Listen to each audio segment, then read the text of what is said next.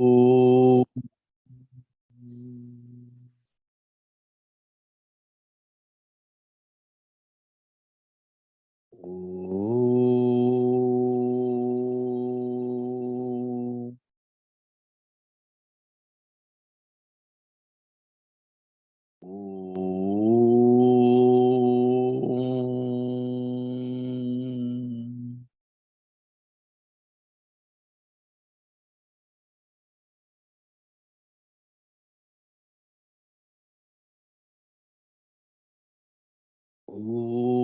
सहनाववतु सहनौ भुनक्तु सह वीर्यं करवावहै तेजस्विनावधीतमस्तु मा विद्विषावहै।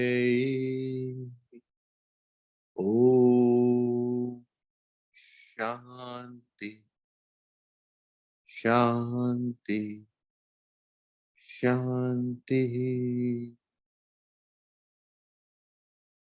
वक्रतुंड महाकाय सूर्यकोटि समप्रभ निर्विघ्नं कुरु मे देव सर्वकार्येषु सर्वदा।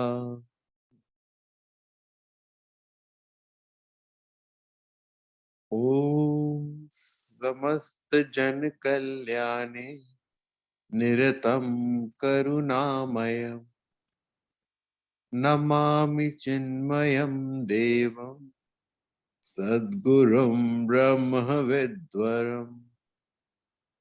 ॐ श्री चिन्मय सद्गुरुवे नमः।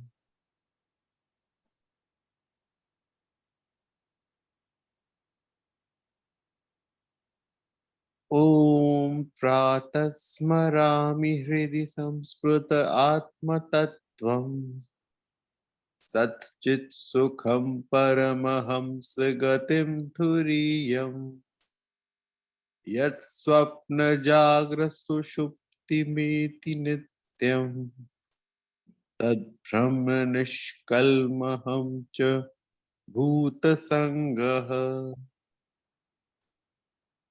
प्रातर्भजामि मनसा वचसामगम्यम् वाचो विभान्ति निखिलाय दनुग्रहेण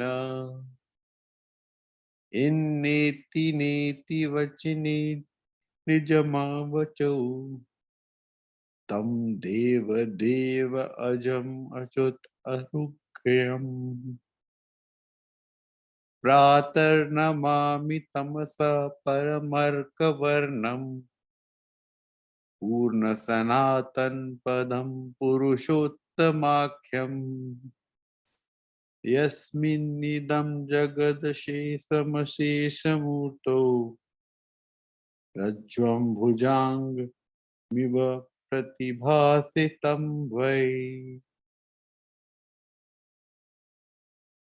प्राणस्येदं वसे सर्वं प्रतिवेद प्रतिष्ठितम् मातेव पुत्रान् रक्षस्व श्रीमश्च प्राणजमश्च विधिनिहिति।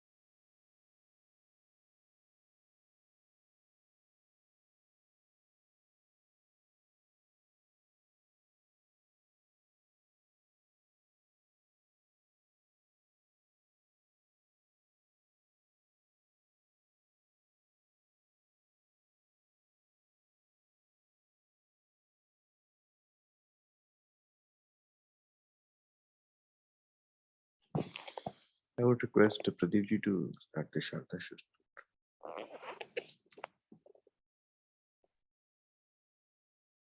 ॐ नमस्ते शारदे देवी काश्मीरपुरवासिनी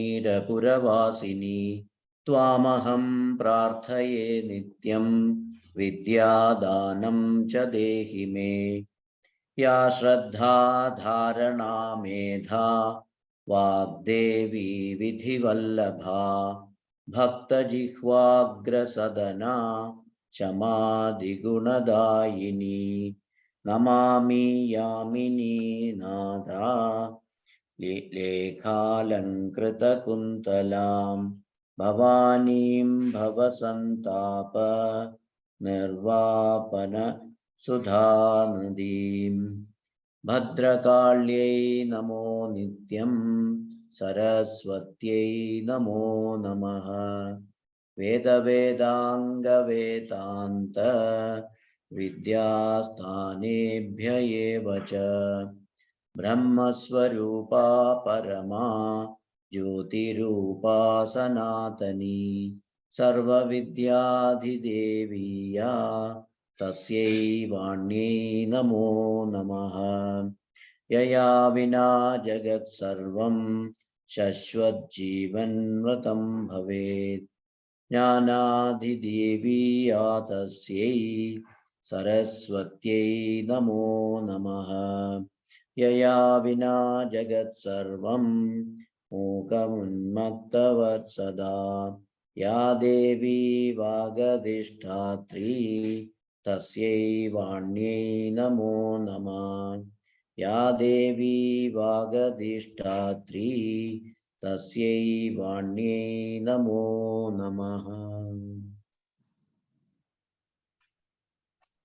मूकं करोति वाचालं पङ्गुं लङ्घयते गिरिं यत्कृपातम् अहं वन्दे परमानन्दमाधवम्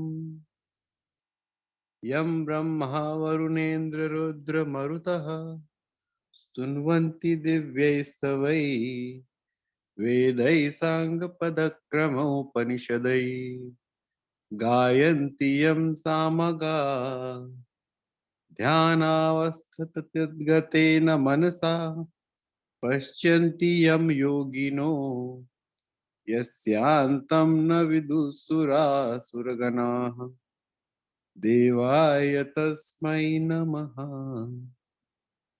सर्वधर्मान् परित्यज्य मामेकं शरणं व्रज अहं त्वां सर्वपापेभ्यो मोक्षयिष्यामि मा शुचः. Pradeep ji, please recite the first 10 verses and then we move on with the rest. ॐ नमो भगवते वासुदेवाय अथ सप्तमोऽध्यायः ज्ञानविज्ञानयोगः श्रीभगवानुवाच मय्यासक्तमनाः पार्थ योगं युञ्जन्मदाश्रयः असंशयं समग्रं मां यथा ज्ञास्यसि तत् शृणु ज्ञानं तेऽहं सविज्ञानम् इदं वक्ष्याम्यशेषतः यज्ञात्वा नेह भूयोऽन्यत ज्ञातव्यमवशिष्यते मनुष्याणां सहस्रेषु कश्चिद् यतति सिद्धये यततामपि सिद्धानां कश्चिन्मां वेत्ति तत्त्वतः भूमिरापो नलो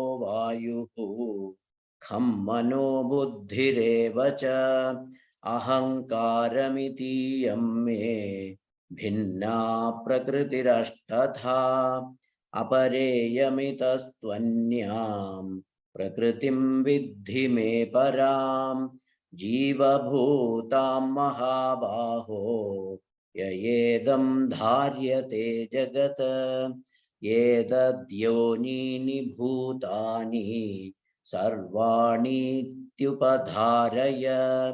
अहं कृत्स्नस्य जगतः प्रभवः प्रलयस्तथा मत्तः परतरं नान्यत् किञ्चिदस्ति धनञ्जय मयि सर्वमिदं प्रोतं सूत्रे मणिगणा इव रसोऽहमप्सु कौन्तेय प्रभास्मि शशिसूर्ययोः प्रणवः सर्ववेदेषु शब्दखे पौरुषं नृषु पुण्यो गन्धः पृथिव्यां च तेजश्चास्मि विभावसौ जीवनं सर्वभूतेषु तपश्चास्मि तपस्विषु बीजं मां सर्वभूतानां विद्धि पार्थ सनातनं बुद्धिर्बुद्धिमतामस्मि तेजस्तेजस्विनामहम् ॐ तत्सत् Hari Om. Thank you, Pradeep. We'll move with Bhuvanji for the recap for the last week. Hari Om all. I might take 1 or 2 minutes extra. In the last week, we discussed the shloka number 3 and 4 of chapter 7. After Sukumarji's invocation, Jairamji recapped shloka number 1 and 2. Myself read shloka number 3 and 4, and all sadhakas shared their views on shloka 3 and 4. I use a diagram of sense organ and subjective and objective mind to depict the God's gross power, which is called ego. A very good example quoted by Gurudev, that it is very easy for a camel to pass through the needle, but it's very difficult for a Vasna-credited man to pass through the gates of heaven, has been used. Balaji sir beautifully quoted that now sadhaka, being a karma yogi, till the chapter number 6, controlling his mind and intellect, dropping his vasanas, is now contemplating Jivam, Brahmam, Ekyam, or Tattvam Asi. Balaji sir also referred to BMI chart and explained how Om represents Purusha and the rest of the chart constitutes of Prakriti. Balaji sir also said a very good point that there are throughout pointers given in all the shloka, which has to be taken as by sadhaka. They are like props for our sadhana. Like in the shloka number 4, 8 pointers have been given, which is Ashtadha Prakriti of God.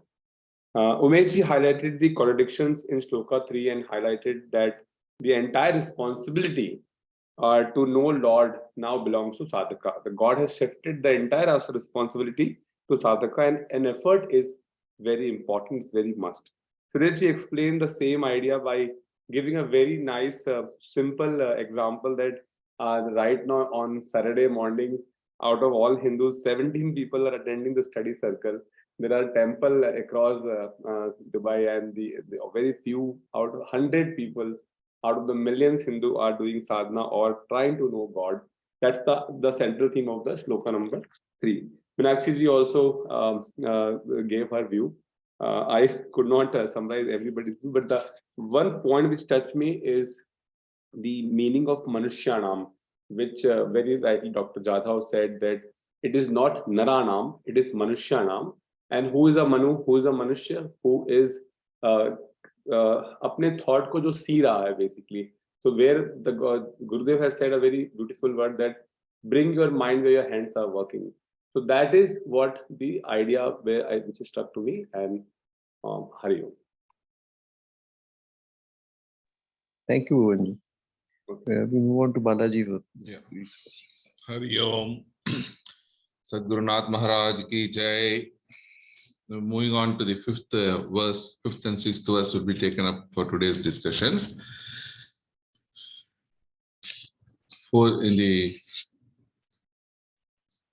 What then is your higher nature? Listen. Apareyam itastvanyam prakritim vidhi me param jiva bhutam mahabaho yayedham dharayate jagat. Apara, lower. Iyam, this. Iha, from this. Tu, but. anyam, different, prakritim, nature, vidhi, no, may, my,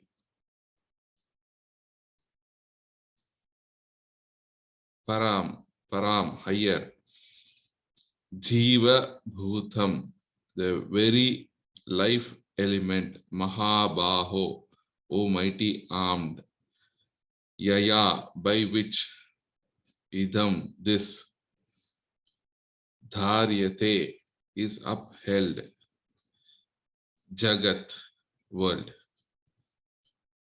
This is the inferior, within bracket, prakriti, but different from it, know thou, O mighty armed, my higher prakriti, the very life element by which this world is upheld.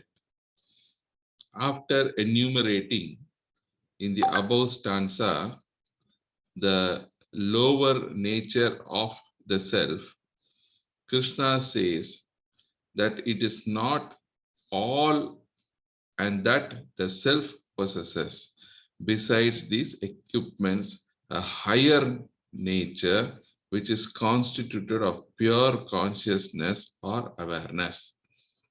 It is the spiritual entity that makes it possible for the body, mind, and intellect, made up of the mere inert minerals, to act as if they were in themselves so vitally sentient and intelligent. The spiritual factor is the entity with whose contact the equipment functions, but without which the equipment becomes dull and insentient. If consciousness were not in us, we will not be able to experience the world outside or within us. It is this consciousness that maintains, nourishes, and sustains all the possibilities in us. Without this spiritual spark functioning in us, we would be no more intelligent or divine than the stone world. Even by a more material consideration, we can logically come to accept the conclusions declared in this stanza. I am standing on the floor of my house. The house is supported by a piece of land. The land is protected by the Delhi Corporation. Delhi is supported by India. India is supported by the world. The world is supported by water. The waters of the ocean, water is held in position by the atmosphere, and the atmosphere is a part of the planetary system. The universe stays in space, and this space rests upon the concept of space that is in your mind. Mind gets its support from the judgment of the intellect. Since the decision of the intellect is known and realized by the consciousness in us, the spiritual entity is the ultimate support of the entire Jagat. In philosophy, the term Jagat means not only the world of objects perceived by us through our sense organs, but it includes in its concept the world experienced through and interpreted by the mind and intellect also. Thus, the world of objects, the world of feelings, and the world of ideas that have experienced together in their totality constitute the Jagat. This is supported by the conscious principle with its grace showering upon them all. In this sense, also, Krishna's declarations are scientifically true. When he says that the higher Prakriti, the principle of consciousness, is that by which this entire world of experiences is sustained. How is the self, the creator, sustainer, and dissolver of the world? Now listen. Etat yonini bhutani sarvaniti upadharaya aham krishnasya jagataha prabhava pralayastatha. Et, et, etat yonini. Those two Prakriti are the womb of Bhutani, beings, Sarvani, all, Iti, thus, Upadharaya, no, Aham, I, Krishnasya, of the whole, Jagataha, of the world, Prabhava, source, Pralaya, dissolution, Tatha, also. Know that these, the two Prakritis, are the womb of all beings. So, I am the source and dissolution of the whole universe. The above mentioned higher and lower nature, each functioning in the embrace of the other, cause the manifestation of the world of plurality. If matter were not there, the latent dynamism in the spirit will not find a field for its expression. The matter by itself, in its inertness, will not be able to express the similitude of consciousness unless the spirit were there to dynamize it. Electricity, expressing itself through the filament in the bulb, manifests as light. Without the bulb, the light in the electricity cannot manifest itself, nor can the bulb smile forth in light without the electrical current flowing through it. The bulb is the equipment functioning through which electricity expresses itself as light. Similarly, the spirit, when it comes to function through the 5 layers of matter, please refer Swamiji's Meditation and Life, discovers for itself a field to express its own potentialities. Keeping this idea in mind, Lord Krishna declares here that these two are the womb of all beings. It is not very difficult for an intelligent student to realize what it actually means. Not only that the pluralistic world of objects, feelings, and ideas rises from and stays in the spirit, but it will dissolve into it again to become the higher nature. Thus, the lower nature is nothing other than the higher in its essential constitution. The higher, forgetting its own divinity, identifies itself with the lower and comes to the egocentric sorrows and imperfections. The higher suffers at present in its own delusions, the sorrows of the lower. Its own rediscovery of its native divine glory is the redemption of the matter. The idea that the lower has risen from the higher is likened on the way in which pots of different shapes and colors have all come from the mud. Just as the mud is the truth in all pots, the higher is the essential reality in all objects of the sense organs, mind and intellect, which the lower procreates. Hari Om.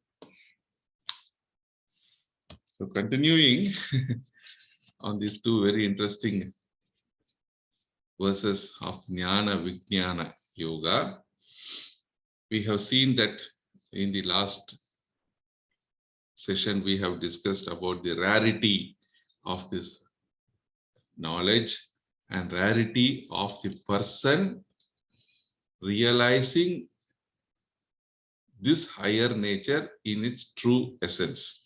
So that was the main rarity mentioned in Shloka 3, Kastin Mam Veti Tattvataha.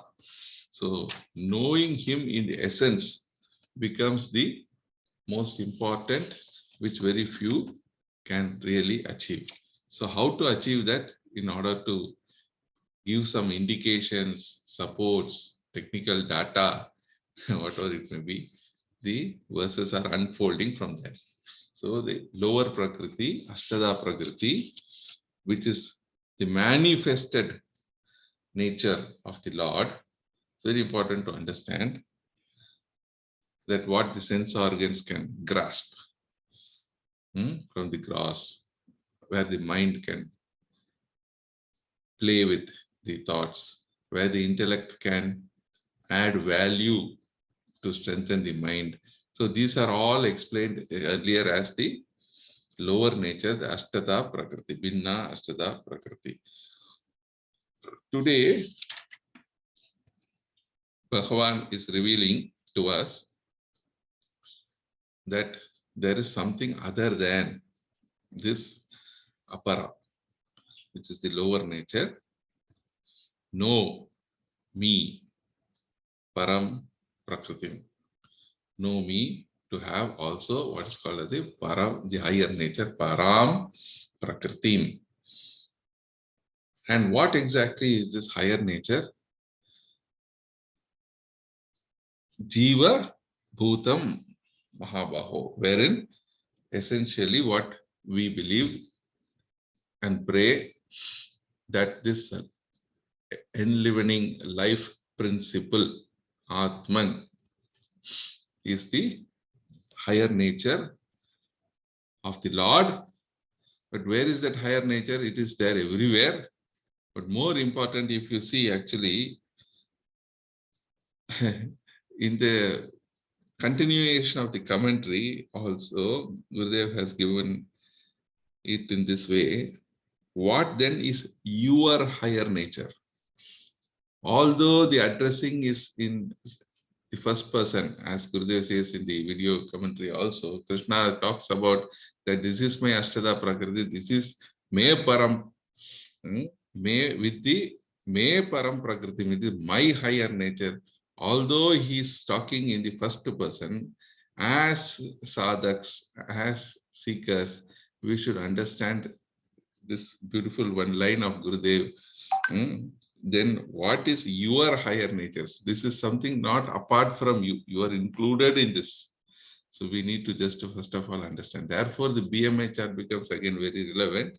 The Om in the BMI chart on the top is the subject of discussion in the fifth shloka, which is the Om representing the highest Param, Param Prakriti, enlivening principle. Without life, nothing can happen, right? The functioning of the entire equipments below, expression of the unmanifested vasanas into manifested actions, and having the interactions with the OET and forming your own ego, the PFT, all can happen only in the presence of this enlivening principle called life, which is what we pray in Hinduism as God in the Sanatana Dharma aspect, without which nothing can function. So this is the subject of discussion in this fifth shloka, and then because of which the entire world is supported. World, Jagat, has been, Gurudev beautifully explains the changing nature is the world. The nature of the world, what we see is the lower nature, which keeps on changing, whereas it is supported by the changeless higher nature. In the video talk, Gurudev so beautifully, to just for us, this concept, the change is supported by the changeless. In order to bring about this point and rivet it into our minds, in the video talk, if you see, you observe how beautifully he keeps on shaking his leg as he sits.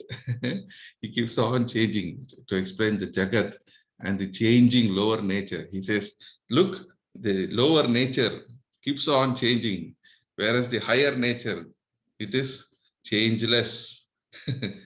So for us, just how beautifully Gurudev is using such live examples for even very people who even very little attention, even at the very physical level, if they're paying some attention also, to grasp this point of the changing lower nature and the changeless higher nature, which supports the entire world.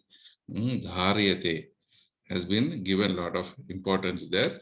And Jiva Bhutam explanation goes on as how the space where you are is ultimately supported by the space in your mind, which is supported by the idea in your intellect, which is again supported by this principle of consciousness or the life principle. So very beautiful. Therefore, the underlying support of the consciousness is being explained here. One has to slowly assimilate these very important ideas. First of all, to know that you are made up of these four personalities, and the fourth is the core, without which the other three personalities cannot function, is one logic. The second logic is that the world outside is nothing but the expression of the Lord.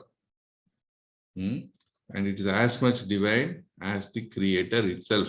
So the creator and the created both are divine expressions only. So this is to be understood. Divine is not separate. The created is not separate from the creator. It is supported by the creator and expressed for the sense objects and sense organs to enjoy that manifested divinity. Ishwar Darshan. Tapon Maharaj has written a beautiful book on Ishwar Darshan, how you can see Ishvara everywhere in the manifested world. So that is the idea that has been sung here. How does it happen? By the fusion of the higher and the lower. The entire BMI chart is verse number 6. So talked about separately, only the lower vasanas and below have been expressed in Shloka 4. Only Om, Shloka 5, Shloka 6, the entire BMI chart, what happens when there is a fusion of these two. Therefore, since the creation happens because of the fusion of the Purusha and the Prakriti, Shiva Shakti, what we also call now. In Tamil, there is a very famous Thiruvilayadal, in which there is a who is bigger, Shiva or Shakti? With the Puranas we know. Shivan illayen, Shakti illay. Shakti illayen, Shivan illay. So without each other. So Gurudev in the function, very beautifully, he writes there in the opening of the commentary, each functioning in the embrace of the other. Each functioning in the embrace of the other. So therefore, the entire fusion, expression of the consciousness can happen only through the upadhis, which are again made up of the Panchamahabhutas. So therefore, we should understand this very beautiful, these three verses are there given there for us to understand. Therefore, that becomes the very Oomba. Many examples we have come across. The wave, again, beautiful Gurudev says, no, this one, the wave is nothing but the ocean in motion. Each wave thinks it is different, but ultimately for it to realize that it is only rising out of the ocean and dissolving back into the ocean, this is the lifespan, life cycle of each one of us. And if you don't realize, you again rise and again fall, rise and fall, rise and fall. Prabhavam and Pralayam is all from, even if you take it at the, that's what Gurudev says, that even at the material level, if you understand, you can get this concept. Or if you apply it internally, macrocosm or microcosm, internally, you understand that the entire equipments of body, mind, and intellect cannot function without the presence of this consciousness. And therefore, it's only the expression of the consciousness through these upadhis. So the idea comes because of the consciousness, and ultimately, where does the idea go? Goes back to that consciousness, right? So this is the very, very subtle, but yet very beautiful idea discussed here. In the sixth sloka, the word upadharaya has been given great importance in the explanation by Gurudev.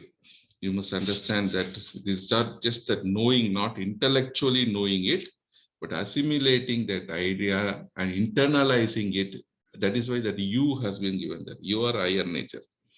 Whatever you see, whether it's in the outer world or in the inner world, the concept of the consciousness sustaining the expressions outside or inside through the BMI or through the OET is to be caught here. That idea is to be seeded into our mind, and the rest of the shlokas in this chapter are going to amplify on this particular concept of the fusion of the Purusha and Prakriti. So the Upadharaya word in sixth shloka is of very, very utmost importance, because this is Jnana Vijnana.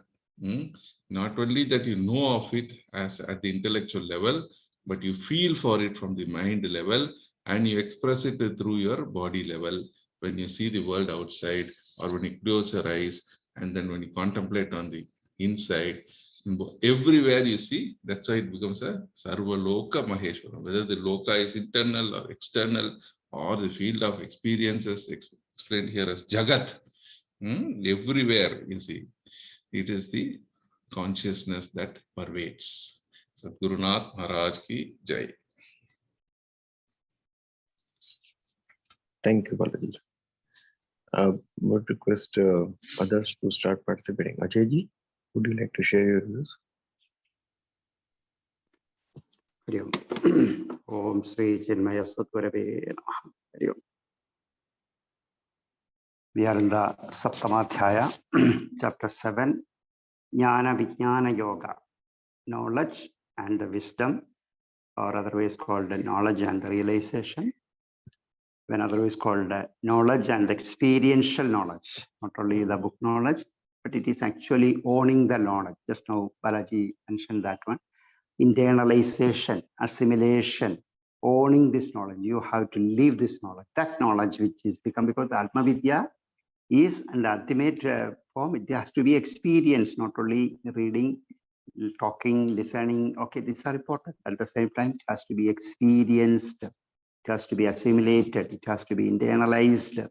This is the chapter which, as Puja Gurudev mentioned, discuss about the Tat part of the Tatvamasi. That is that which is the enlivening principle. We have been discussing this Tat part of the Tatvamasi in from this chapter 7 to 12th chapter. So this we are going through a very serious discussion. For any sadhaka, these two, particularly these verses under discussion, starting from verse number 4 to say 10 or 11, which is a very clear understanding, is very essential to understand or the real nature of the entire creation or entire Brahma, the cosmology, everything we can put together. That is the very essential of the Sanatana Dharma part has been described in these verses under discussions, starting from verse number 4, which we discussed, verse number 4, yeah, we discussed last week. So the verse number 4 says that it is the Bhumirabo Analo Vayuhu Manobuddhi Ahankaram Idiyam Me Puna Prakriti Ashtatha. My eightfold Prakriti which is, we can very well relate it, as Balaji mentioned, related to the BMI chart. We put the BMI chart in just in front of us to understand this, these verses and this discussion.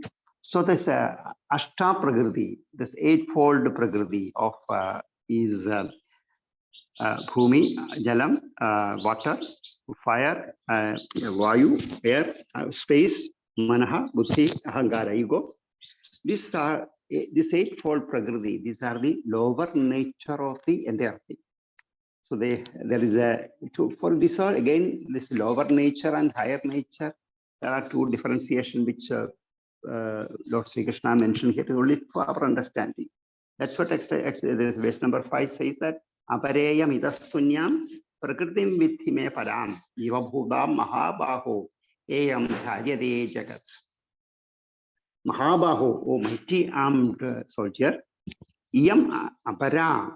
This is what we discussed in the verse number 4. This eightfold prakriti is my apara prakriti, or my lower nature. To idaha anyam. Understand that, but it is something different from that one. Jiva bhudam me param prakriti mithi. My supreme higher self, my higher nature or higher self is there. There is a higher self also there, or higher nature is there.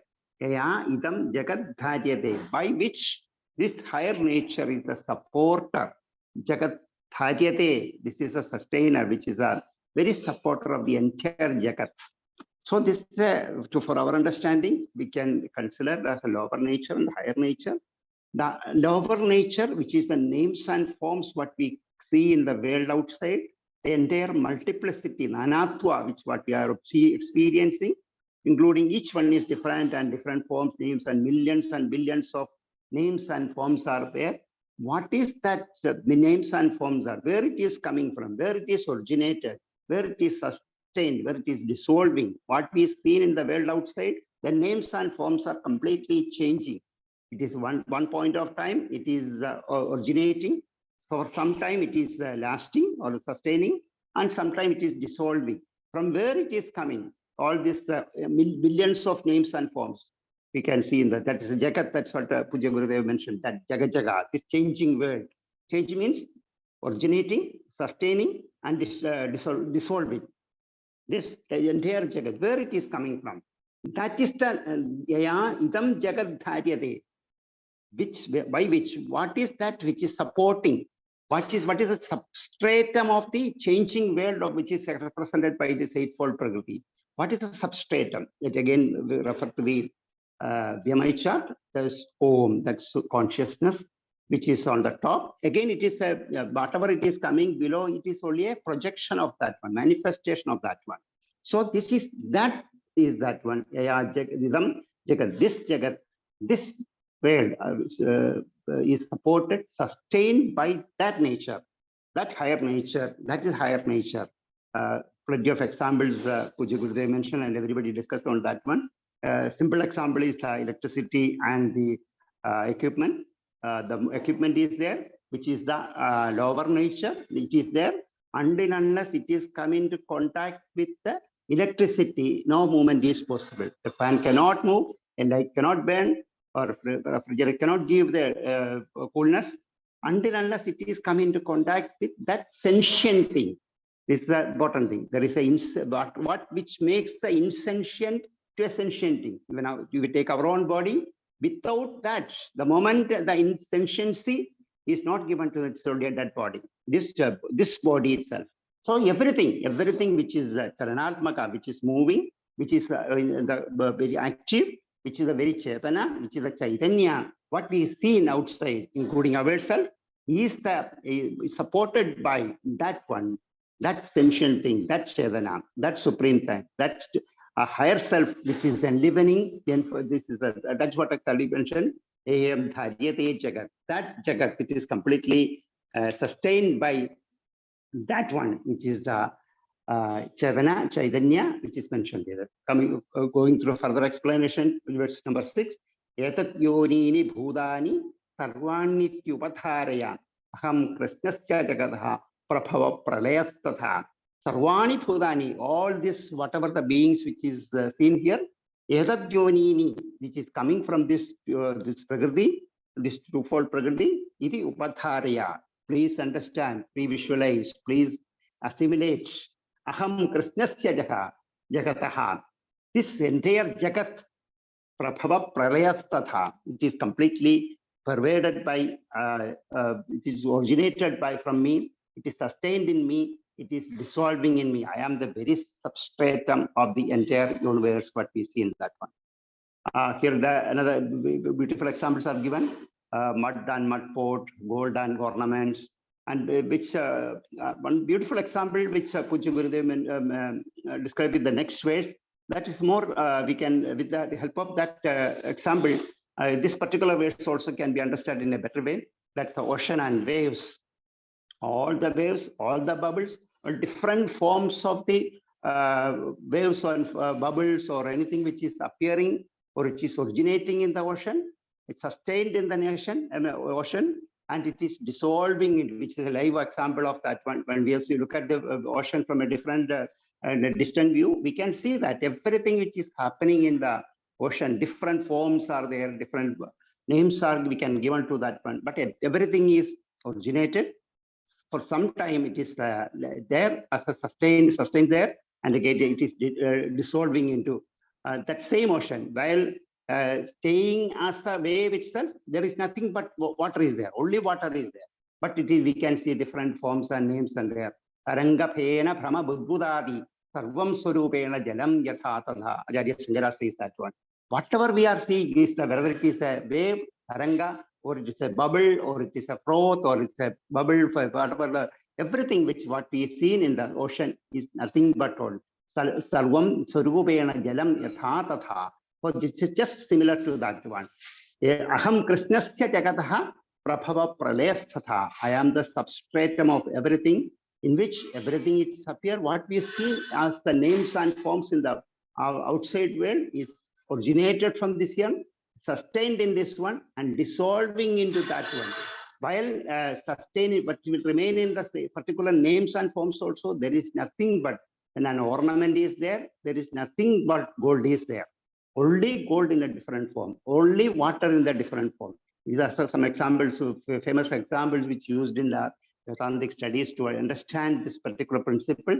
And without this explanation will definitely help us to understand the famous declaration of Acharya Shankara, Brahma Satyam, Jagan Mithya. Jagat Mithya means Brahma is the Satya, which is the substratum of all these things. And Mithya means which is changing, which is one point of time it is there. It is originated, stay for some time, sustained for some time, again dissolving. Yadat yonini bhudani sarvanyityupadharayam aham krishnasya jakatha prabhava pralyastada. These two verses again summarized and put it in a very beautiful example in the next verse that we will discuss in the coming weeks. Hari Om, thank you very much for giving an opportunity to look into this verse and understand and share some few ideas. Hari Om, thank you very much.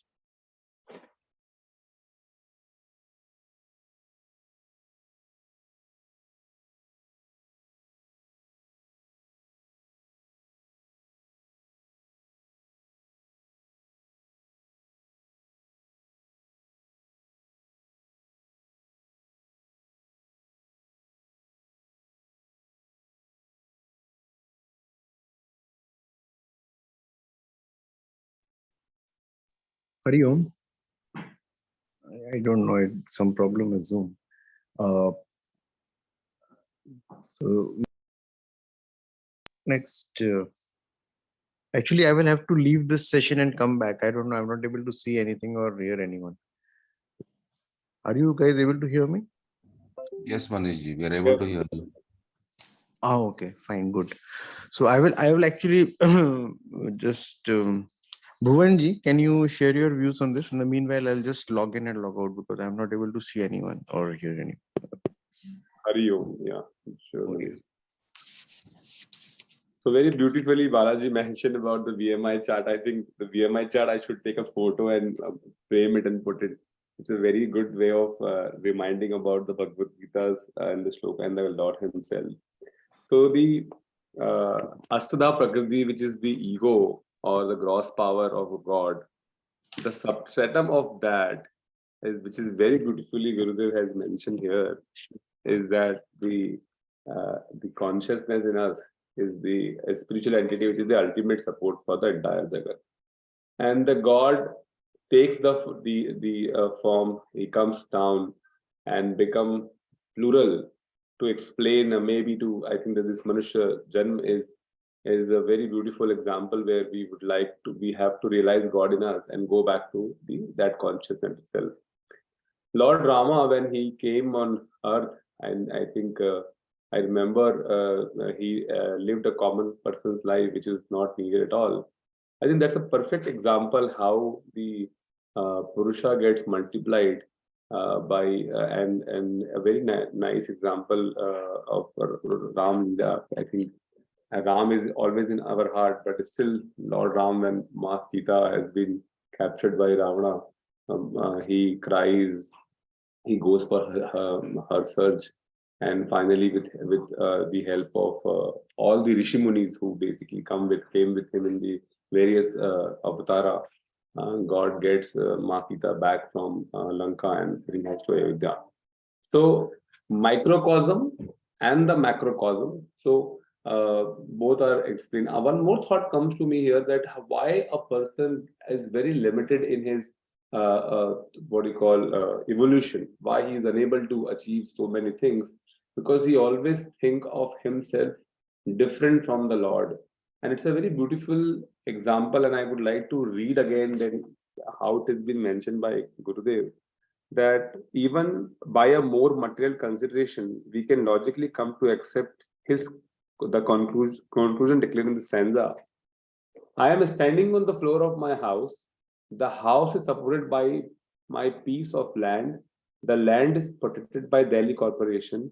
Delhi is supported by India. India is supported by the world. The world is supported by water. The waters of the ocean.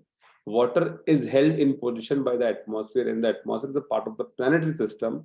The universe stays in space, and the space rests in the planetary, the space rests upon the concept of space that is in our mind. Mind gets support from the judgment of the intellect. Since the decisions of the intellect is known and realized by the consciousness in us, the spiritual entity is the ultimate support for the entire Jagat. This itself is very clear that I am because of him, and I am that, and Tattvamasi, and even I am same. I'm same as Brahma. So this is a very good pointer in this shloka to be remembered by each one of us, or any person who is reading it, that he is limitless. He is part of the consciousness and not the Jagata itself. Now, coming to the second shloka, where the God has talked about that the two wombs of all being, these two prakritis of all being, and I am the source and dissolution of the whole universe. So as it says, Jayati, Gachati, Tishtati, Jagat is basically ever changing. Balaji is very beautifully. I remember God, the Gurudev was shaking his legs. So yes, that's a very good point, that the world is changing, and that's how the Jagat can be interpreted. So I think the same concept will also be shared in the other chapter, where the Lord says that I remember this Aham. It is the chapter 15 where the Lord says that the Mahadyoni Aham Brahma. So that is also a very similar thought has been mentioned there. So at the end of the day, God comes in this life. He basically, the idea of the whole lower Prakriti is nothing but it has come from the higher nature, and it goes back to that only. So I think the what we need to all understand, that this is not our world, and we have to go back to the God's abode. And for that, the sadhana, this Manushya Janma, which is very beautifully mentioned in the last sloka, Manushyanam Sahasreshu, that we all are here to do our sadhana and go back to our final abode. That is what I think is very well mentioned. Manish, are you back? Yeah, I'm back. Yeah, so I'm done, and I think you can take it. Hari Om. Thank you, Bhuvanji. Yes, we move on to other participants.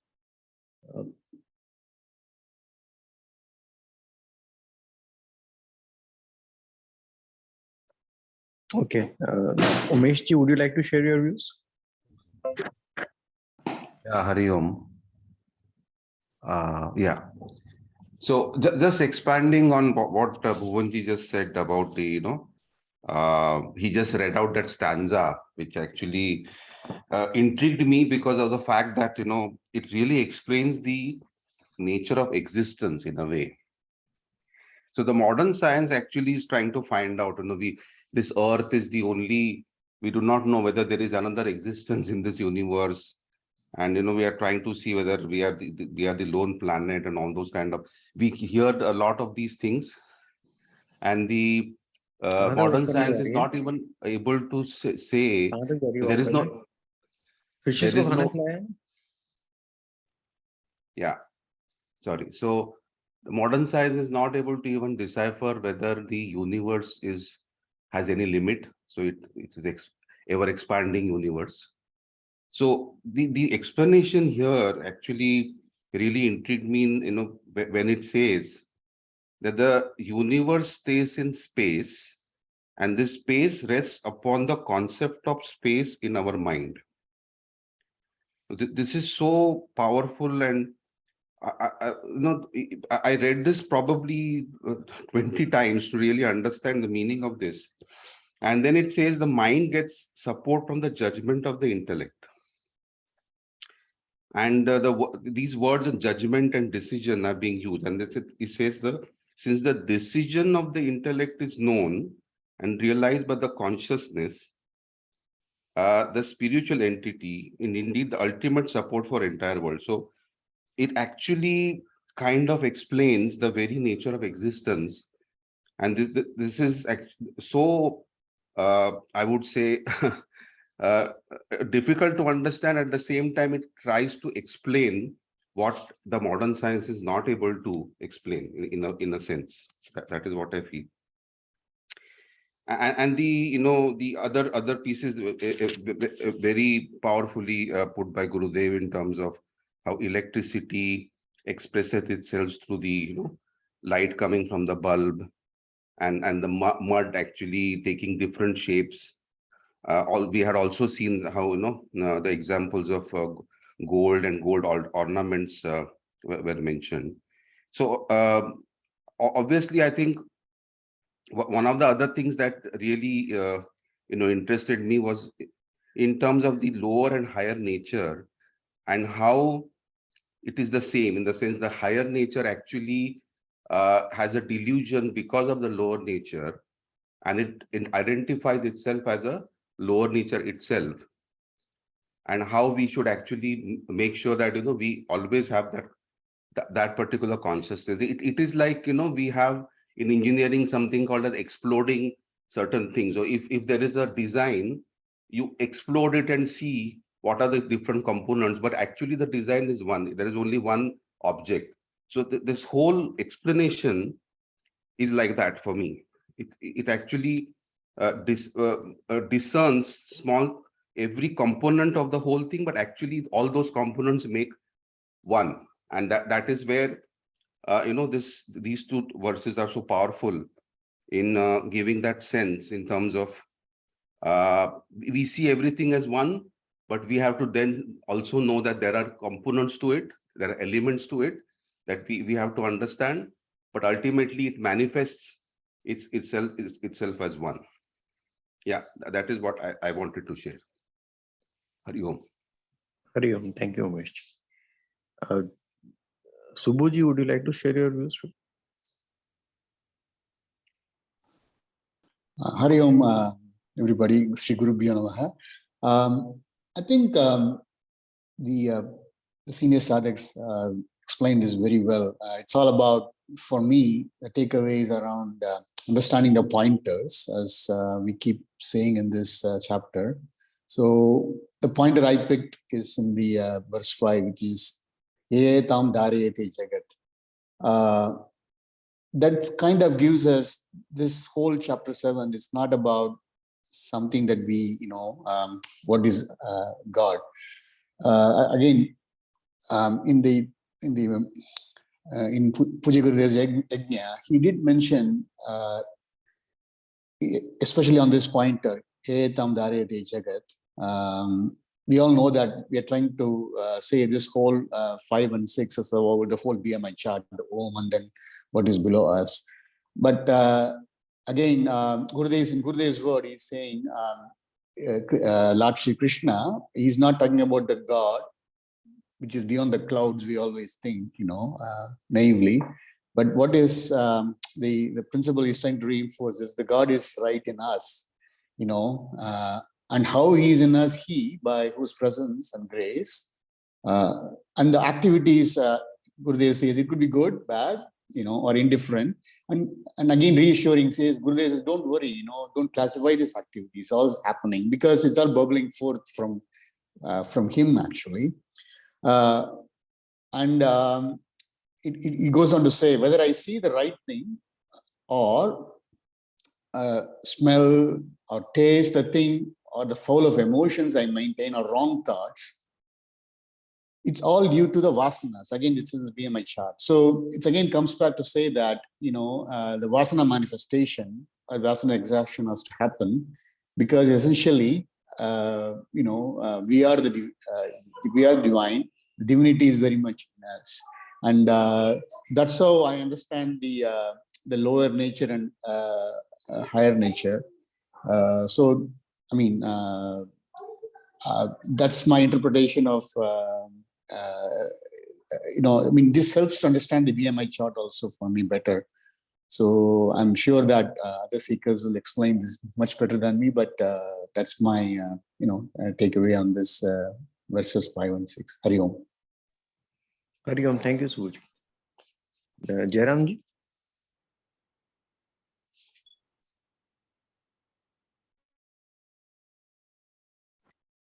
Manishji, no. I am outside, Manishji. Okay, no problem. Anyone else who's super prepared except Pradeep ji, of course. I'll call him a little later.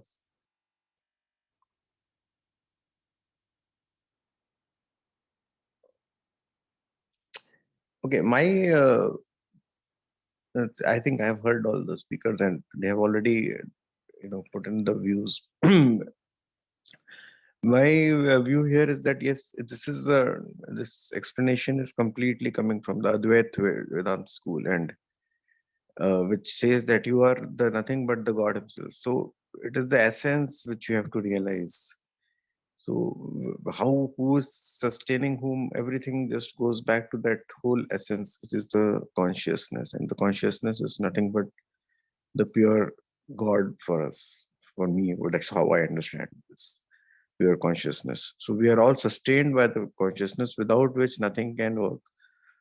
We have got distracted due to the vasanas and, moving in all directions, but not going back to the main core essence. And these two verses are just giving us that same, instruction that you are nothing but the same higher reality. It is all within you. You don't have to go out. You don't have to search it anywhere else. You have to find it within yourself. And how you can find it, that is one of the was discussed in the last chapter, just through the meditation process. And you have to keep believing in yourself, and with Shraddha, you should be able to find and discover the essence in your own self. This is what I understand in these two verses. Meenakshi ji, would you like to share your views? Hari Om, Manishi. No, even I wouldn't want to share. Just I would leave with one small comment that you can hear me, right? Everybody can hear me. Yes. But So, audio is low. You can One still be a second. little low. 1 second. Let me just increase it. Okay. So what the verses, they give a clear demarcation between the material and the consciousness, and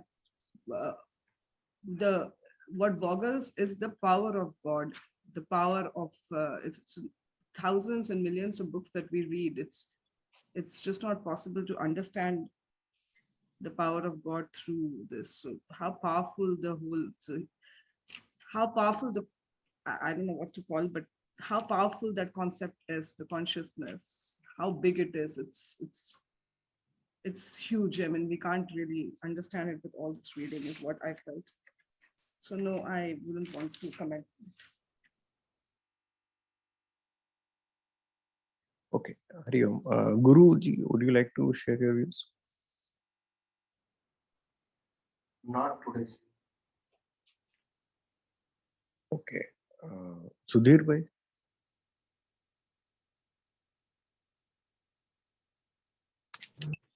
Manishji, I'm outside. Sorry for that. Okay, good to hear your voice after a long time. Then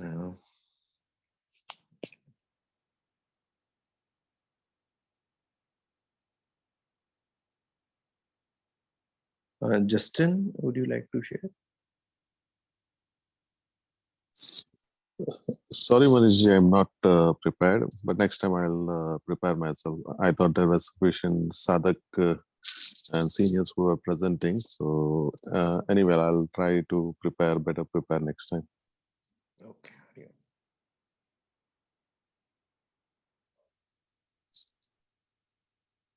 Om. Vasukuttanji, would you like to share your views?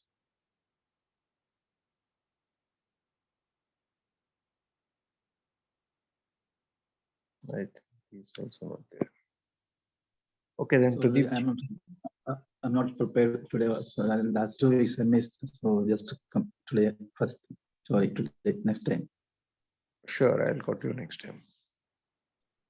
Manishji, Vithalji is there, Arun is there, so maybe you can Okay, ask them. Arunji, yeah, of course. Arunji, would you like to share your views? Hari Om, Manishji. No, I'm not talking today. Hari Om. Vithalji. Manishji, sorry, I am not prepared, so I wish to skip this time. Next time I'll call you again. Yeah, sure. Pradeepji, I think you better take this. Hari Om.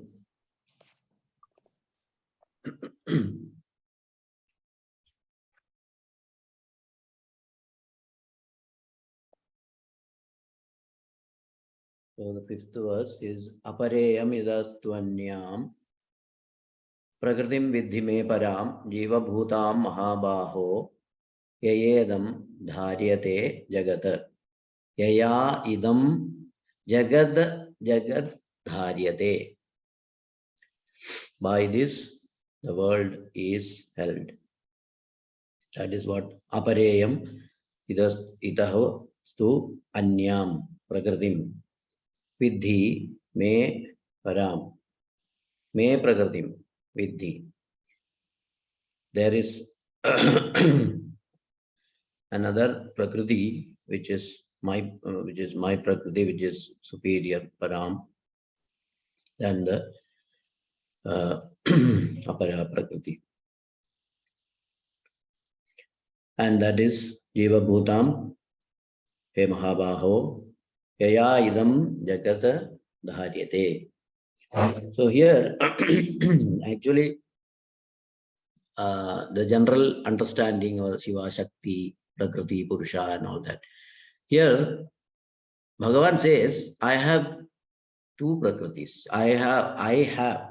That means these two Prakritis are not me. These two Prakritis are different from me. I am, it's a lower Prakriti and a higher Prakriti. So then who is that I? Who is Bhagavan? Who is he?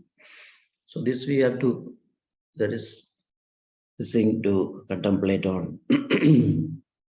So the lower Prakriti is the field, and the upper higher Prakriti is the energizer. So the field, the knower of the field. So Kshetra and Kshetrajna. So then who is Bhagavan? So that is coming later on, but this glimpse is given here itself by Bhagavan. That is in 13th chapter. Bhagavan says, Kshetrajnam chapimam vidhi sarva kshetreshu bharata and all that.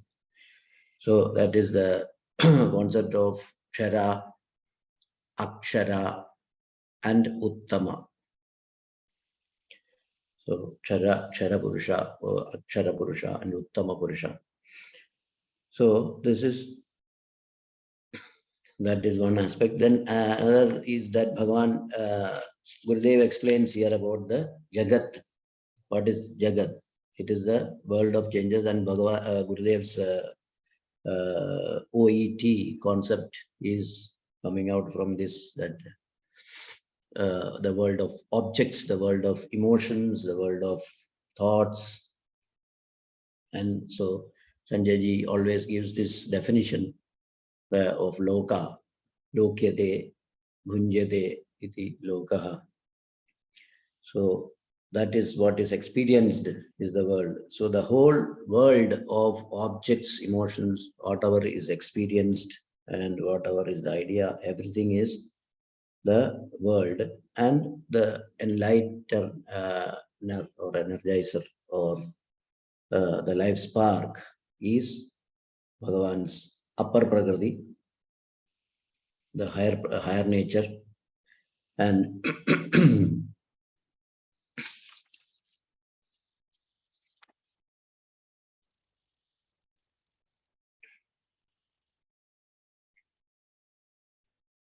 and this next verse is Edad yonini bhutani sarvani iti upadharaya aham kritsnasya jagata prabhava pralayastadha.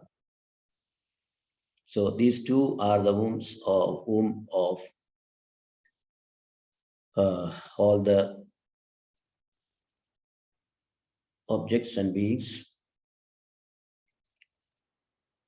and I am the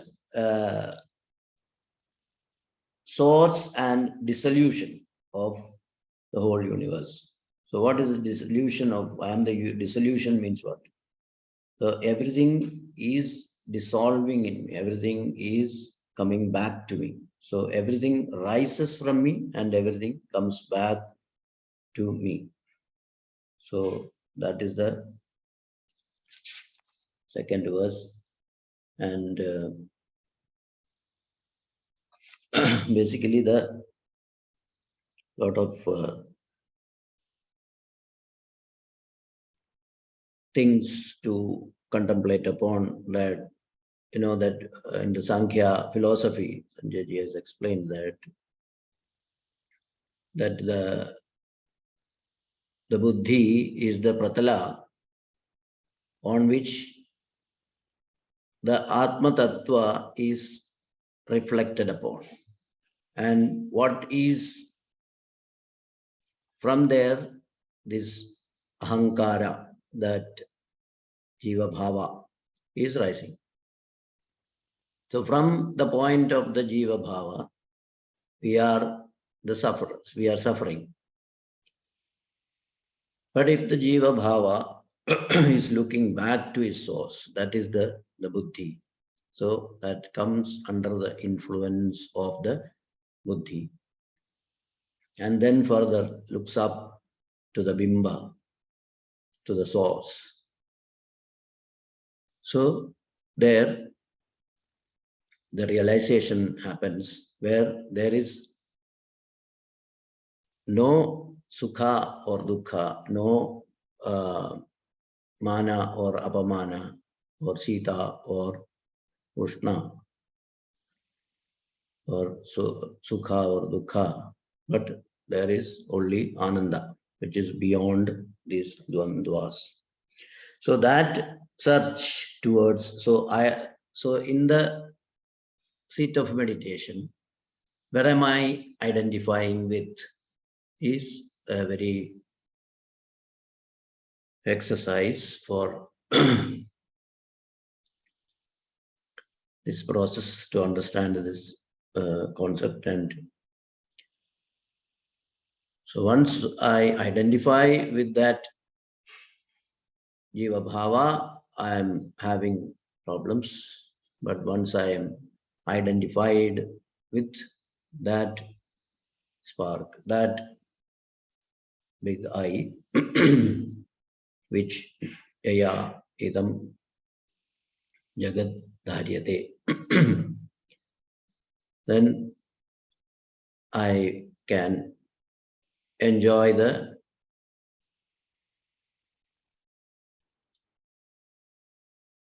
Atmananda Rasa. So that is, so this is a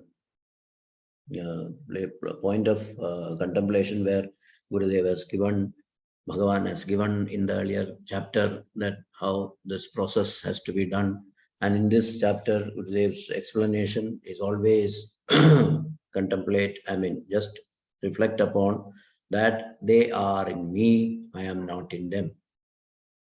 So all these things becomes a process of our contemplation that what are they?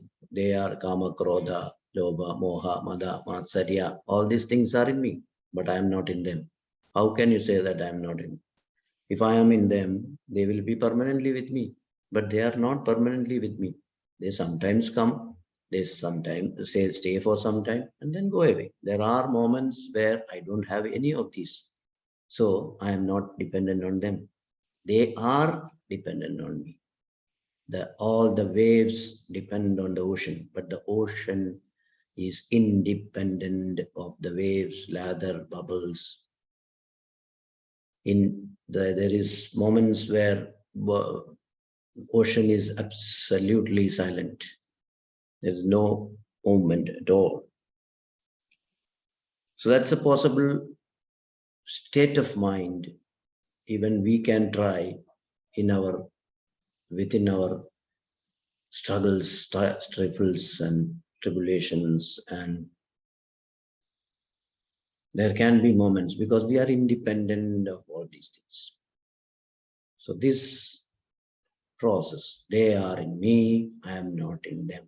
Continuously, every day, say this, whether anything goes inside me or not, doesn't matter. But Gurudev's instruction is so powerful that if you say this every day, it will have its own effect. If you get angry, say that the anger is in me, I am not in that. I am independent of the anger. So this is a process which Gurudev has given for every sadhaka to follow. Hari Om.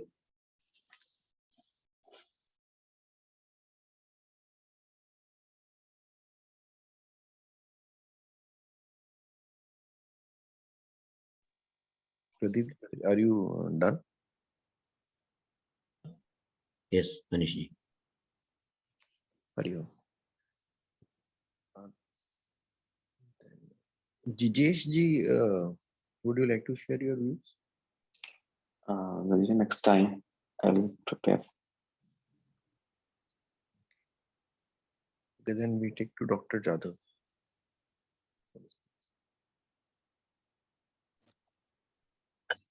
Hari Om.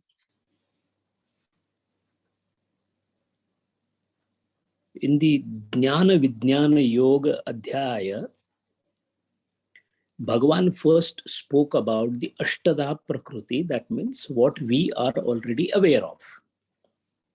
Pancha Mahabhuta, Mana Buddhi Ahankara. Some scriptures call it Pancha Mahabhuta Tanmatra and Sattva Rajas as good. In essence, it means the same, that there is an Ashtada Prakriti. We are also a part of Ashtada Prakriti. But this brings us to some fundamental questions we always have in mind. They lurk in our mind. We are sometimes cornered by some people by asking that question. And the question is God different than me? One. Two, is there anything called God at all? There are Nirishwara Tattva Jnana. For example, Sankhya doesn't believe in Ishwara. There are Nirishwara Tattva Jnana, Jain Tattva Jnana. Doesn't believe in Ishwara. No Niyamaka Tattva. But it is a very high level of philosophy. Hundreds of mumukshus are born and reached mumukshatva in Jain Dharma also, without believing in God. So we are always confronted either by another person or by our own mind that, does God really exist? Am I different than the God? And also the scripture says that you are the God.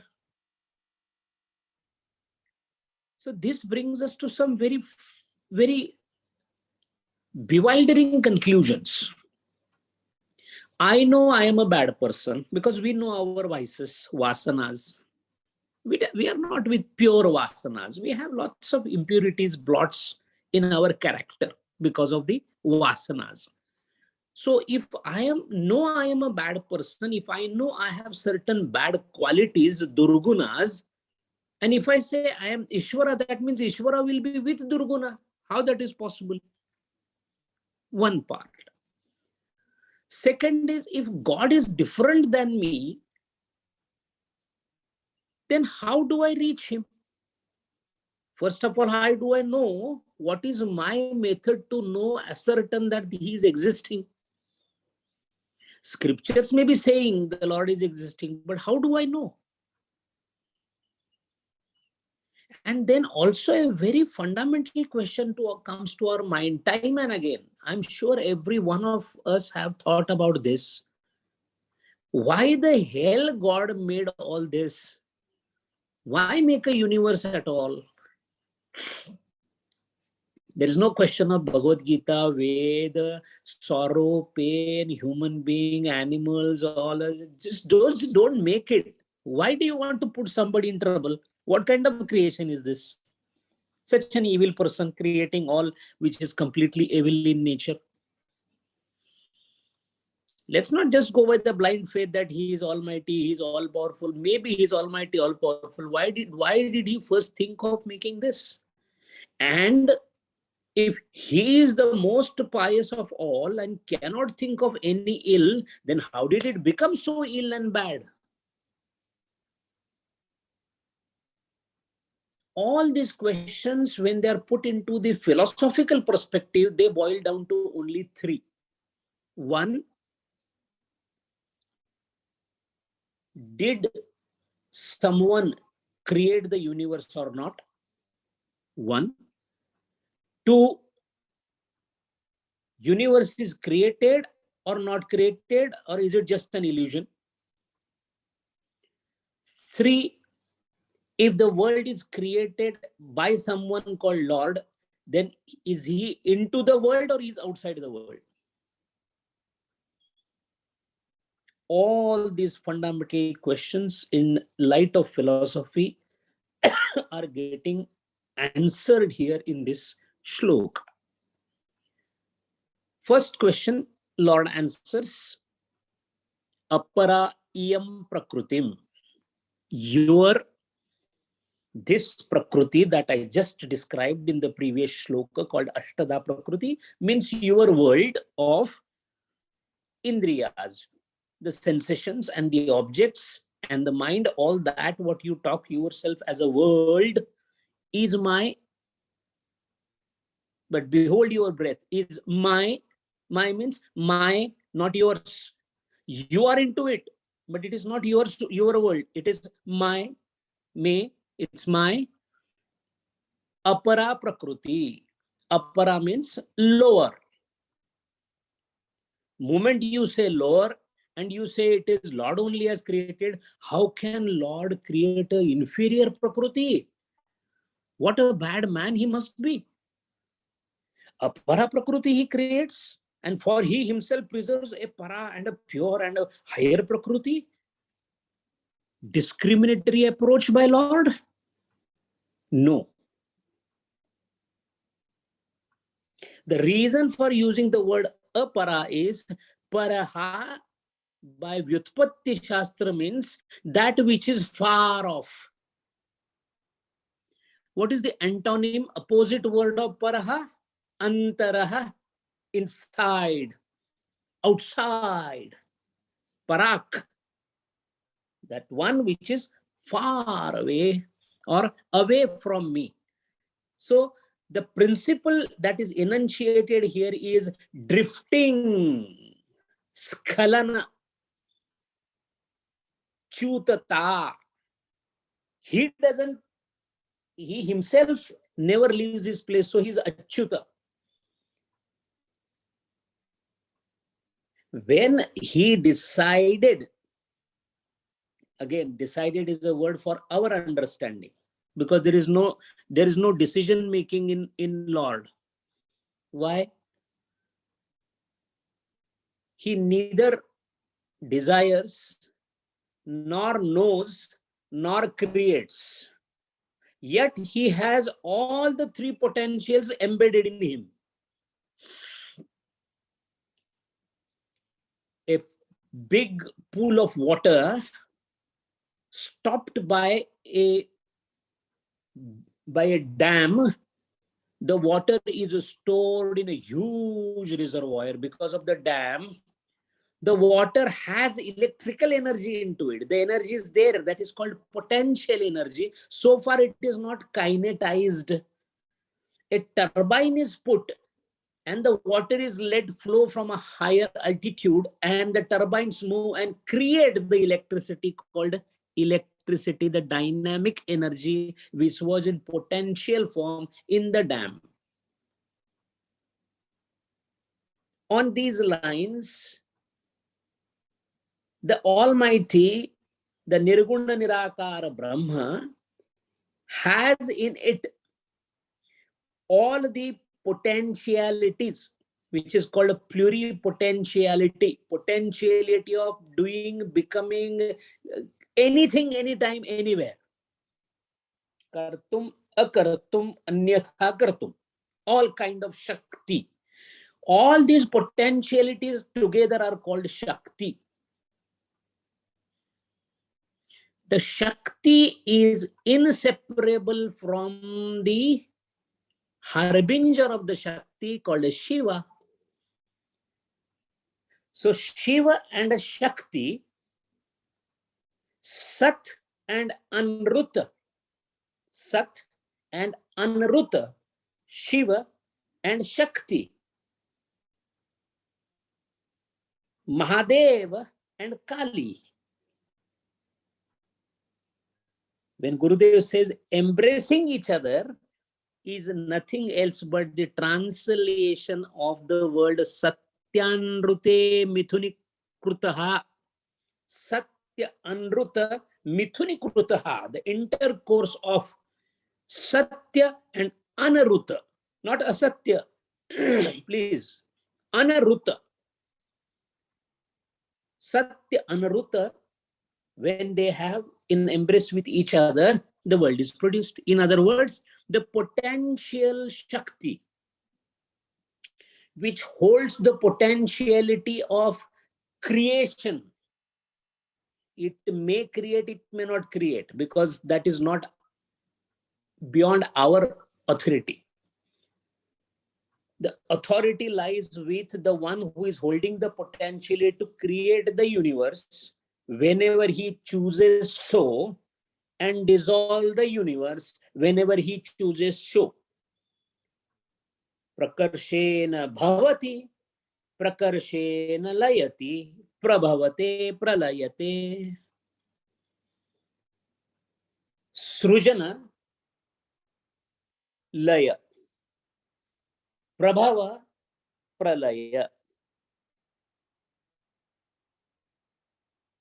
Once this is true, then comes the question that the shloka is saying that aparayam prakrutim, this prakriti is lower or far off, or skhalana, or that which has been pulled away.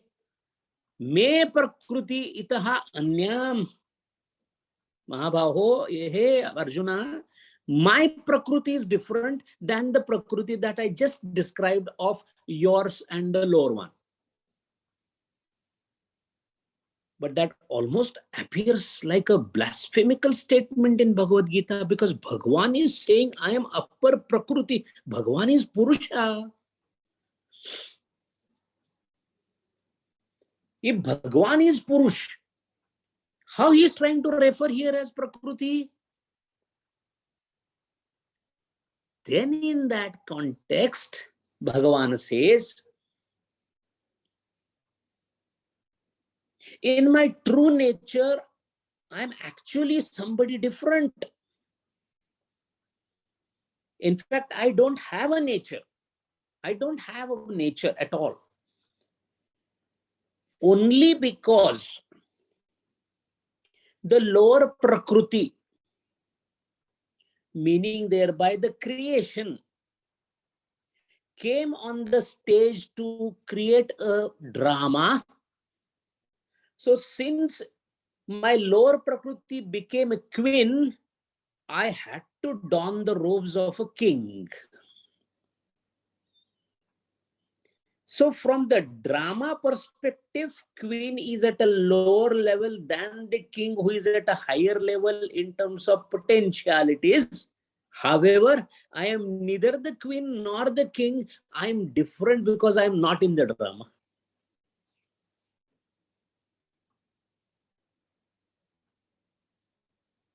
This becomes then clear that for the sake of the Rasa Leela that I am doing, I have become Krishna.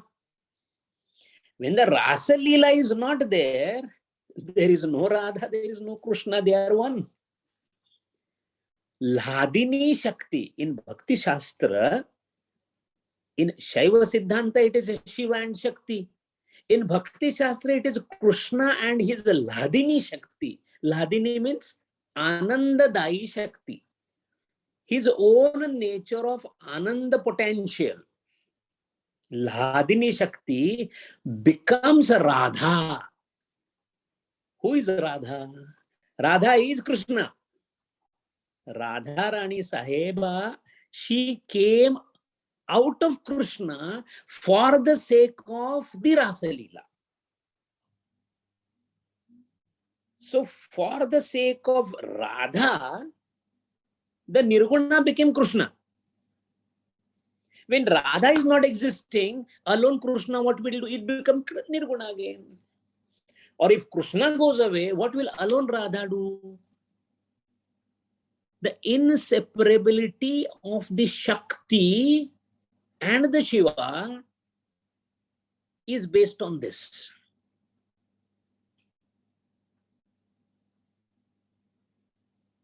So Mahabaho, in reference to what I have said, I have the upper or a higher or a closer Prakriti. You have a lower, inferior or a distant Prakriti. Distant means para, aparaha, close, away. Away means what? Away means from the source of total consciousness. You have gone away. What is the process of going away from consciousness? By creating some amount of kruti into you. It could be prakruti or it could be vikruti. When you are into prakruti, you are still away from the consciousness but not far away. But that prakruti, when it further changes into vikruti, then you are far away. When you are in Sankhya Tattva Jnana angle, if we see, when you are into Mahat Tattva, when you are into Pradhana, that is Avyakta, Mahat Tattva or Buddhi, and you are coming to Ahankara, Shuddha Ahankara, not Vaikruta Ahankara, Shuddha Ahankara, you are still closer to the consciousness or Purusha. But moment your Skhalana starts further faster from the Ahankara Tattva down the line towards Sattva Rajatama Guna proliferation through Karmendriya, Jnanendriya and Mana Buddhi Chitta Ahankara, along with the Pancha Tanmatras getting Panchikarana and becoming Pancha Mahabhuta, the Vikruti is complete, the Vikaras are complete, and when you are into Vikruta Avastha, you are apara, far away from me.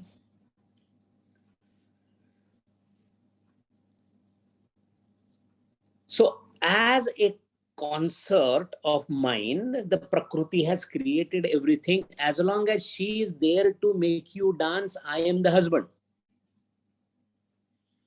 The moment she ceases to dance, I am no more an husband because she is no more a wife. A Sufi understood this game of Lord very easily. See, sometimes the people who are close to Lord, they can play merrily and crack jokes with the God also. They have the adhikar. Tukaram Maharaj used to use slang words for the Vithala. That is called adhikar.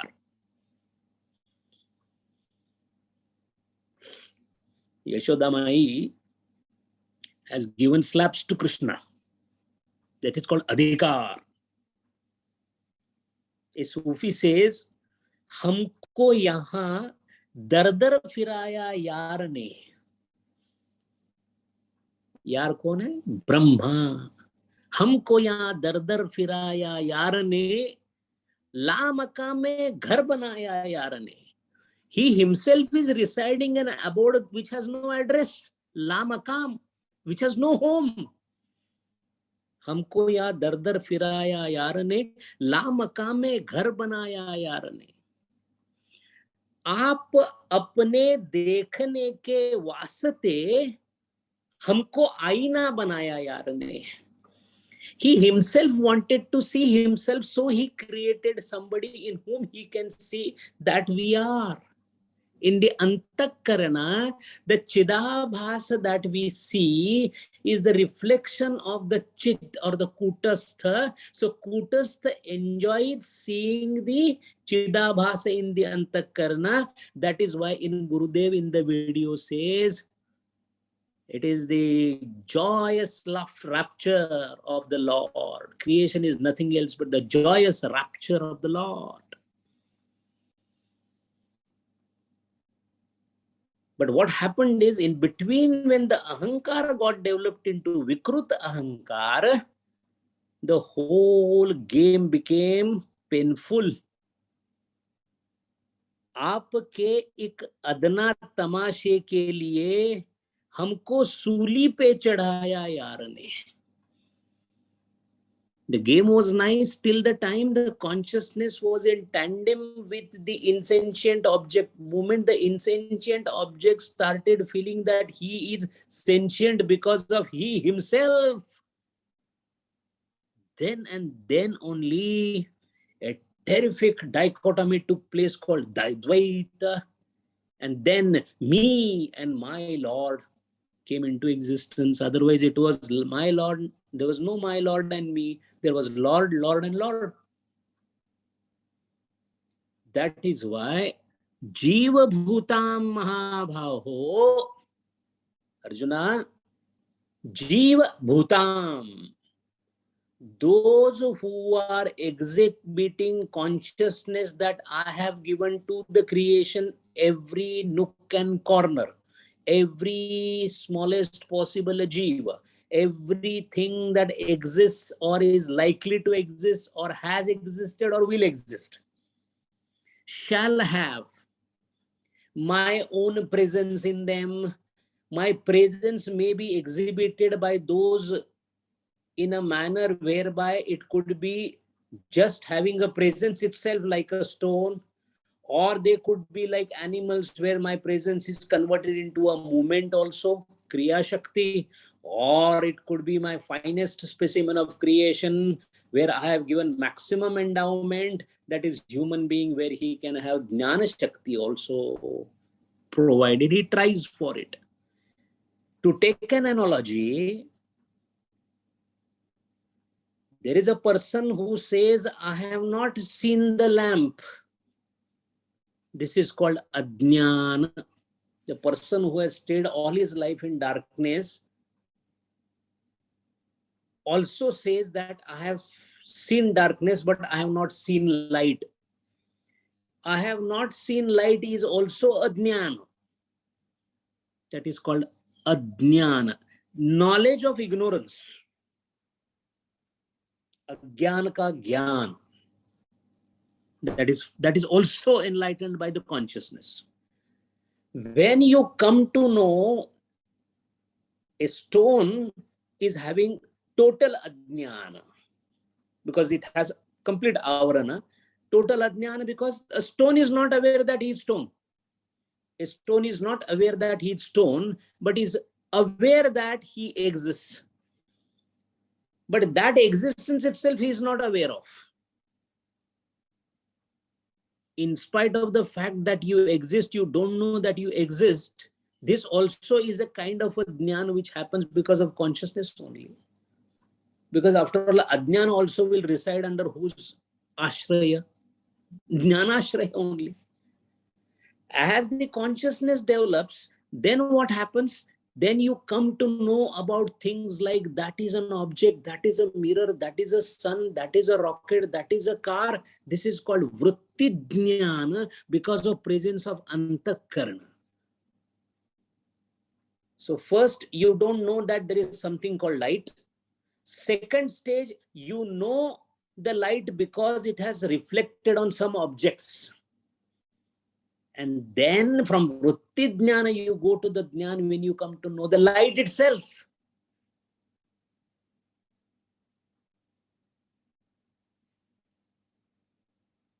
The process of apara prakriti to para prakriti is nothing else but the process of enlightenment.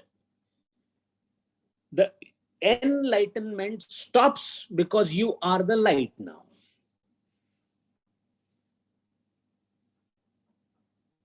That being the case, Arjuna, yaya idam dharyate jagat, that which is ja means born.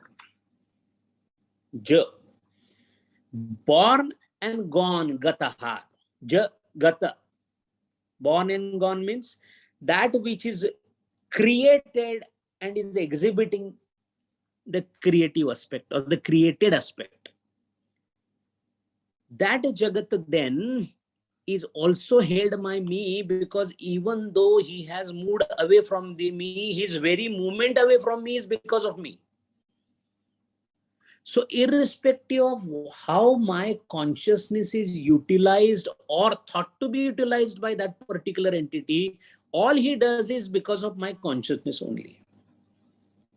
I am not concerned whether he's utilizing my money for gambling or for buying flowers for the worship. Money is my nature. There are some who will gamble, some who will drink, some will help the needy or buy the flowers for my worship. As far as I am concerned, it is the dissipation or distribution or use of the money.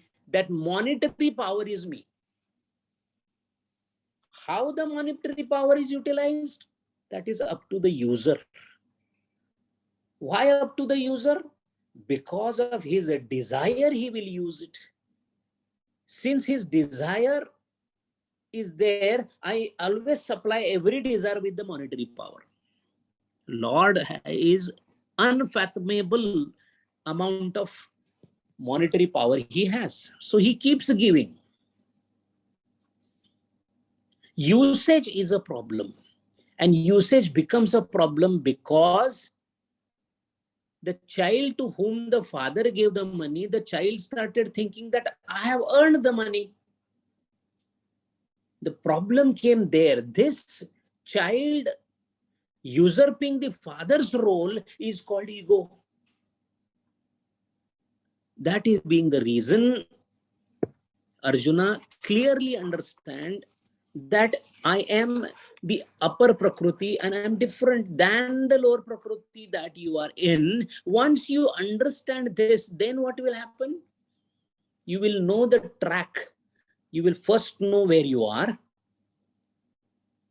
apara prakriti. Then you will come to know where you are supposed to go, para prakriti. And then what will happen?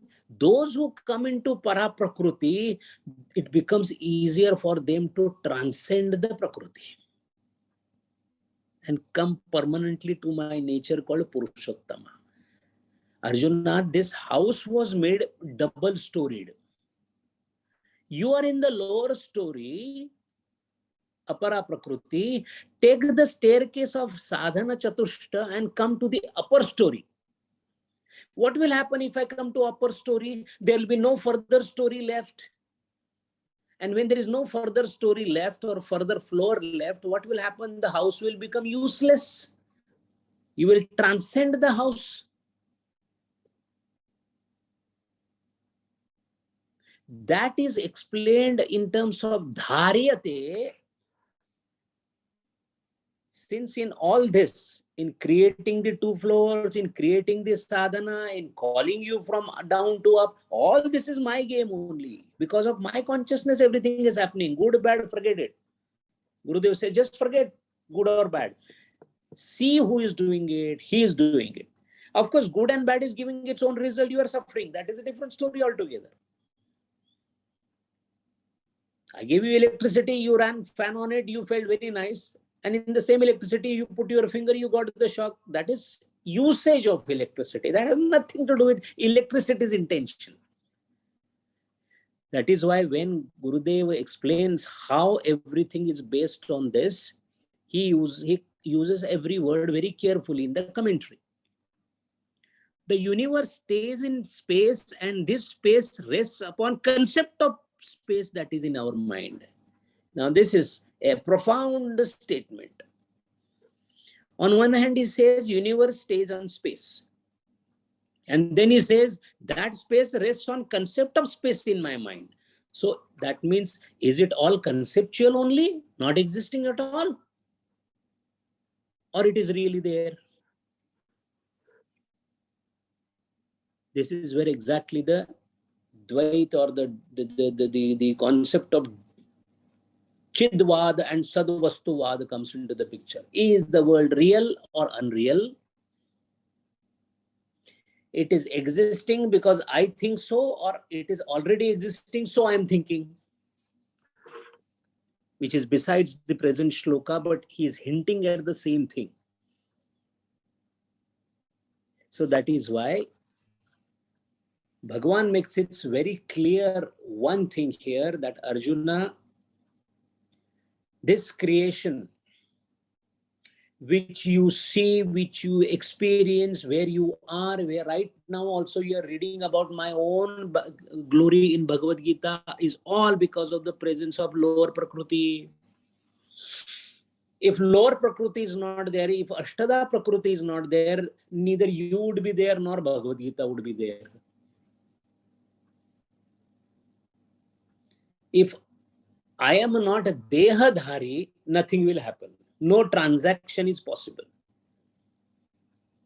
May it be illusion, but in illusion also there is transaction happening, maybe illusory transaction, but it is happening simply because participants of illusory world are existing in illusory world. That's because of me being born. If I was not into this illusory world, there is no question of calling it as an illusion, because I'll be anyway out of illusion. देह धरे का दंड है, सब काहू को होए, ज्ञानी भुगते ज्ञान से, मूर्ख भुगते रोए. Everybody is crying here. Jnani realizes that I am into the lower or the upper Prakriti, and my job is to go to Para Prakriti and then transcend the Prakriti. That is how he starts immediately acting upon it. And Arjuna, I'm not only referring to you as a Jiva alone, I am talking of the whole creation. But Lord, I already know whole creation, this space and this sun and the moon. No, Arjuna, first of all, you do not know how much I have created. It's been couple of millions of years with the rapid strides of science in all directions. Even today, a thing as basic as why we sneeze is not known to medical knowledge. Even now. At the same time, as was pointed out earlier, whether the universe is expanding or contracting, there is a debate and doubt on that. What do we know about the galaxies which are so huge that we cannot imagine, yet they are moving at a speed that we cannot imagine? How can such a heavy thing, forget about all that, how is it possible that such a huge star like sun continuously burning is not burning out completely, yet it is floating there? There are so many whys, as Swami Vivekananda rightly put it in many letters to his disciples and friends, quoting the Shakespeare, that there is too much that your philosophy doesn't know which exists between the earth and the heaven.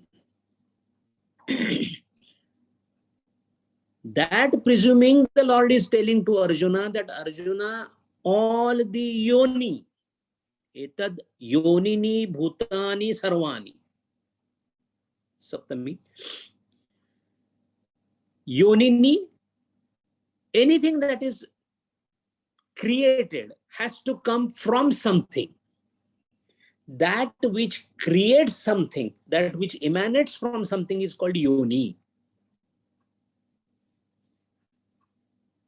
Dhiyo yo naha, dhiyo yo naha. Naha means we. Dhiyo in the buddhi. Prachodayat. Let the effulgence enter the buddhi. Yoni, from which we all, everything, whatever gets out or produced out, the source. Everybody comes from different source. Because of their samskara, the appropriate body is given to them. Sati vipake tad mule jati karma ayu bhogaha. Jati ayu bhogaha. In Patanjali Maharaj says that depending upon your karma vipaka, you are given a species, you are given certain number of years to live and certain bhogas. So there will be so many having different jati, ayu and bhoga. All those yonis, etad yonini bhutani sarvani iti upadharaya aham krutsnasya jagataha. Krutsnasya, not even an iota of creation you can keep out. Everything. Everything that you know, everything that you do not know, and everything that I am yet to produce. Avyakta. The Pandora's box of the Lord is not yet completely opened. We don't know opened or not. Buddhi is too limited an instrument to know. The child can perhaps know that he is my father, but exactly how much the father is powerful, it is beyond child's understanding, because he doesn't know wealth, he doesn't know power, he doesn't know position, he doesn't know so many things. Aham krutznasya jagataha prabhava pralayaha tatha. Prabhava is also because of me. Pralaya is also because of me. When you think you are born, you are born. When you are able to think that you are no more existing, your pralaya has happened. It is called Mahapralaya. I do my own pralaya and prabhava, I keep doing it. But you have the ability to do the laya. By laya siddhi, you can go backwards, reducing the distance between where you have traveled already and coming back to my origin or my source. Moment you come to my source, you have undergone pralaya. It is called Mahapralaya.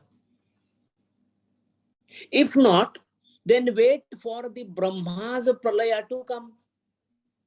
When the creator appointed by me will dissolve this particular thing, which could take many light years. You can wait till then. But understand, till the time you are in this world, the creation of the world, the dissolution of the world, and maintenance, dharyate, upadharaya. Now, these three aspects of mind, that creation, entering anupravishyati, entering into it to sustain, and also dissolving, for your easy understanding, these powers of mind has been given beautiful names as Brahma, Vishnu, and Shiva. Brahma always remains an enigma because creation is not easy to understand. Vishnu is easier to follow because he stays with me, because he's maintaining me. So also the Shiva and his Tandava is difficult to understand, because when the Laya starts, when the destruction starts, when dissolution starts, I get dissolved. So I don't know what exactly it does to dissolve everything. So in my current capacity of the whole thing, Brahma and Shiva seem to be beyond my intellectual horizon to understand. So the only one who remains is Vishnu, Bhagavan Narayana, to whom I surrender so that he can show me him as well as these two. And once all the three are known to me, the Apara Prakriti is known to me, I will transcend to Para Prakriti. Once I go to Para Prakriti, that is me Prakriti, it is my Prakriti, Lord has said. So once I go into Lord's abode, then I am completely safe, because I am not going to come down. I am also like a Achyuta. This is the manner in which Bhagavad Gita is trying to give us the clear distinction between Nirguna Nirakara Brahma, Sakara Brahma with Para Prakriti, and Sakara Brahma with Apara Prakriti. These are modifications or differentiations in relation to certain sattas with the modification of the Prakriti or the creative aspect of the creative potential of the Lord himself. Hari Om. Hari Om. Any questions?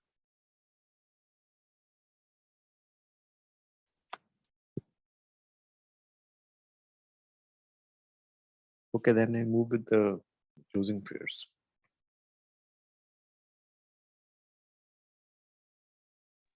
We start with a small meditation.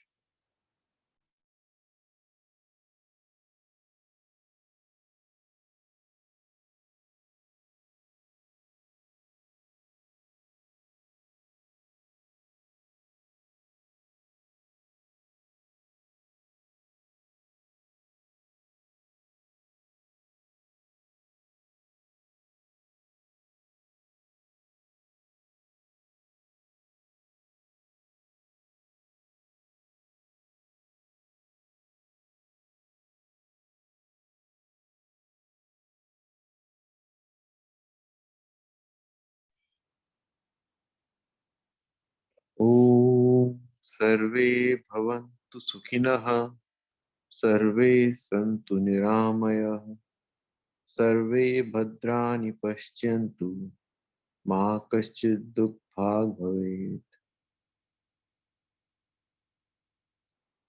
Asato Ma Sadgamaya, Tamso Ma Jyotirgamaya, Mrityurma Amratam Gamaya.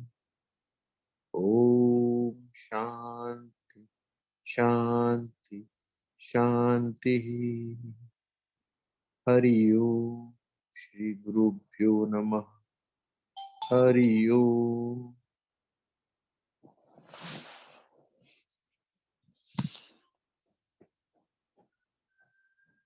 Now we start with the pledge.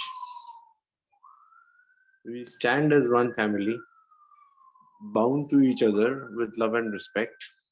We serve as an army, courageous and disciplined, ever ready to fight against all low tendencies and false values, within and without us. We live honestly, the noble life of sacrifice and service, producing more than we consume and giving more than we take.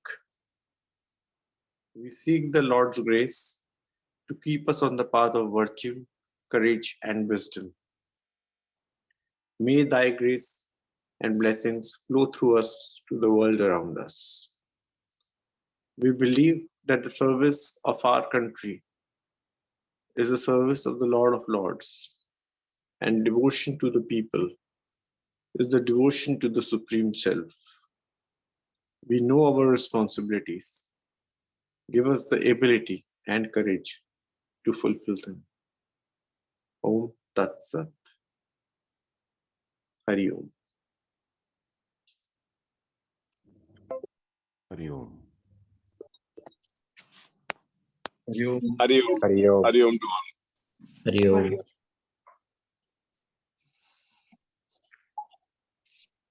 Hari Om.